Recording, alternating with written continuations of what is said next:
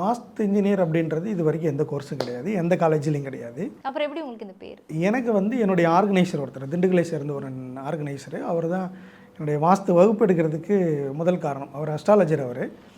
அவர் வந்து என்னுடைய கிளாஸுடைய அஜெண்டா இருக்கும் இல்லையா, அதெல்லாம் போட்டு முடிச்சுட்டு கீழே வந்து வாஸ்து பொறியாளர்னு அவர் தான் அந்த நேம் ரைட் பண்ணார்.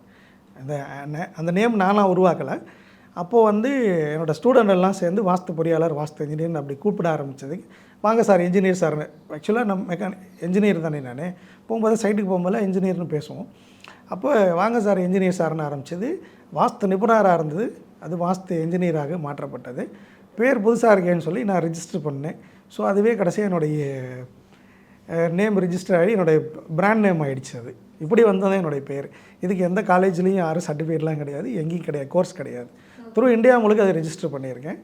நீங்கள் கூகுளில் போட்டிங்கனாவே வரும், அது யார் ரிஜிஸ்டர் பண்ணி கொடுத்துருக்காங்க. ஸோ அந்த பேர் எல்லாமே இன்க்ளூடிங் கூகுளில் வரும்.